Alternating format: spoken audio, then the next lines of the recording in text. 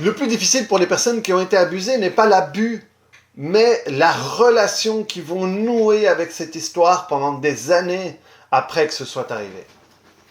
Salut, aujourd'hui c'est la 3e vidéo sur les relations. Lundi je t'ai fait une vidéo sur les relations de manière générale. Mercredi sur les relations avec les aliments, avec la nourriture et le surpoids. Et aujourd'hui je vais te parler des problèmes de relations que vivent les personnes qui ont été abusées sexuellement. Donc quand tu as été abusé sexuellement, cet événement, ce traumatisme va changer qui tu es. Il y a un changement qui se passe dans toi avant et après. Et d'ailleurs, une manière très simple que j'ai d'expliquer un traumatisme, c'est un événement chargé en émotions qui va changer ta perception sur une partie de ta vie ou une thématique particulière. Ça veut dire que à partir de là, tu ne vois plus la vie de la même manière. Ou tu ne vois plus les hommes ou les femmes, selon la personne qui a abusé, le genre qui a abusé de toi, de la même manière. Au niveau de ta sécurité, tu ne la vis plus de la même manière. Peut-être que tu étais quelqu'un de très tranquille, très cool, qui te sentait en sécurité partout, et maintenant ça a changé. Ou la relation avec ton corps, tu aimais bien ton corps, tu faisais attention à ton corps, et maintenant tu le rejettes parce que il est connecté à ce qui s'est arrivé. Ou avec ta sexualité, tu aimais bien la sexualité, tu aimais bien les trucs un peu olé olé, et maintenant tu n'as plus de sexualité du tout parce que dès qu'il y a quelque chose qui se passe là-dessous, ça te reconnecte à ce qui est arrivé. Ou si ça t'est arrivé dans l'enfance, tu as perdu, comment est-ce qu'on dit, voilà, tu es devenu adulte trop vite et tu as perdu cette légèreté. Et donc, cet événement a changé ta perception sur les thématiques qui sont difficiles pour toi aujourd'hui. Et à partir de là, tu vas créer une version de toi. Et donc, le problème principal va se trouver dans la relation que tu vas nouer avec la version de toi qui découle de cet événement. Cet événement arrive, tu avais une version de toi, cet événement arrive, tu as une autre version de toi. Et la relation que tu vas nouer avec cette version de toi va être déterminante dans le nombre de jours, semaines, mois, années où tu vas rester dedans. On va y mettre énormément d'importance là-dedans parce qu'il va y avoir notre douleur, il va y avoir nos peurs, il va y avoir tout ce qui va découler, toutes les conclusions qu'on aura tirées sur la vie, sur les autres et sur nous à partir de là. Et comme il y a une peur énorme que ça nous arrive à nouveau, il y a tout ça qui va se cristalliser. Et cette version de nous, qui va être une version souvent dans la protection, dans la protection par le rejet même parfois, on va la protéger. Parce qu'on pense que c'est ce qui va nous garder en sécurité. Et cette relation-là, elle va déterminer le temps que tu vas prendre pour sortir de là.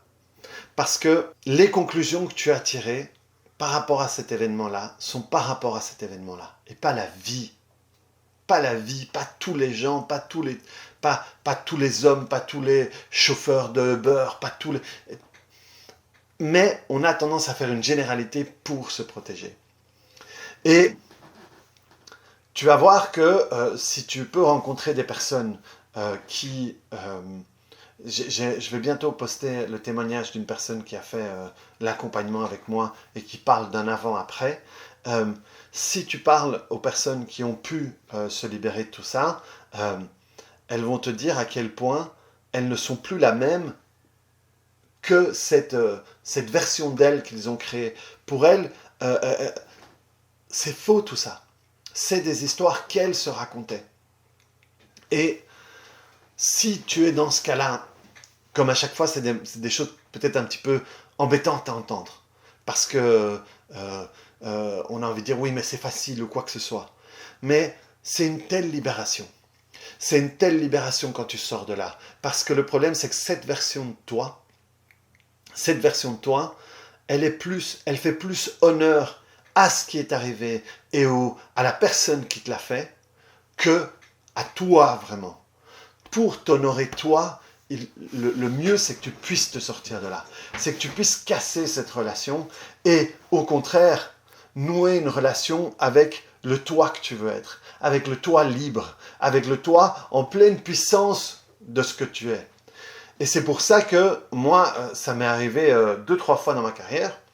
Et la première fois, je n'y croyais absolument pas, d'une personne qui m'a dit, oui, parce que ça fait partie des questions que je pose, est-ce qu'il y a eu des abus, est-ce qu'il y a eu des violences, qui me disait, tiens, oui, je me suis fait abuser sexuellement, mais voilà, pour moi, ça n'a rien changé chez moi, voilà. Elle m'a dit, je vois ça comme si j'avais passé la nuit avec quelqu'un et que c'était un mauvais coup. Et moi, comme bon thérapeute arrêté dans mes certitudes de ce moment-là, je me suis dit, oui, elle dit ça, mais au fait, c'est pas vrai, elle nie, mais au fait, elle est dans le déni. Voilà, excusez-moi, je ne trouvais pas mes mots. Elle est dans le déni. Et je lui ai dit, ok, ça ne vous dérange pas je vous pose quelques questions là-dessus? Il dit, non, pas de problème. Et j'ai gratté dans tous les coins. Et effectivement, pour elle, elle avait dit, je ne vais pas laisser que ça me détermine. Ma vie est plus importante que ce que cette personne m'a fait. Et donc, je décide que, voilà, c'est comme si c'était un mauvais coup, c'était une nuit à oublier, point. Et j'ai vraiment été, voilà, j'ai cherché partout et je n'ai rien trouvé qui l'activait. Et donc, cette personne-là, d'une certaine manière, elle n'a pas été d'accord que cet événement change ce qu'elle est, parce qu'elle aimait bien sa vie et elle voulait la continuer de cette manière-là. Et donc, elle n'a pas créé une relation forte avec la version d'elle qui a découlé de cet événement. Au contraire, elle a gardé une relation forte avec ce qu'il était avant.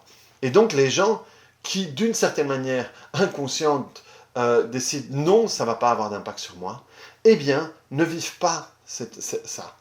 Et les gens qui vont travailler là-dessus, qui vont faire des accompagnements comme le mien là-dessus, eh bien, à un moment, se séparent de cette version d'elle, font la paix avec tout ça, et elles retrouvent leur vie quasiment d'avant l'événement, parce que tout d'un coup, elles retrouvent le lien avec leur corps, elles retrouvent un lien sain avec leur sexualité, elles retrouvent une bonne relation avec les personnes de l'autre genre. Et en réalité, moi, ce que je peux vous dire, après avoir travaillé pendant des années avec des personnes qui se sont libérées de tout ça, en réalité, elles sont bien plus fortes qu'elles ne l'étaient avant. Et donc, à ce moment-là, elles se libèrent de la relation toxique qu'elles ont avec la version d'elles qui découle de ce qui est arrivé. Et c'est une partie, mais voilà, la partie, il y a au moins 60%, si pas plus, du travail qui est fait dès qu'on a pu travailler sur tout ça. Même plus, je dirais. Et donc, à nouveau, dans les personnes qui ont été abusées sexuellement, c'est un problème de relation surtout avec elles, et après, de relation avec leur corps, de relation avec le corps de l'autre, avec l'insécurité ou quoi que ce soit. Et chacune de ces étapes est importante à travailler. Il n'y a pas uniquement le travail sur l'événement, mais il y a sur tout ce qui en découle. Et ça, c'est ce que je propose moi dans mon accompagnement. Dans mon accompagnement, en 1 mois, je te sors de tout ça. Ça veut dire que la première séance, on fait un bilan sur toutes les parties là. De quelle manière cet événement ou ces événements, quand c'est arrivé à répétition, ont un impact sur différentes parties. Et moi, mon but, c'est de te sortir de tout ça. Pas seulement de l'événement, mais de tout l'impact que ça a eu sur toi. Et je le fais en 1 mois.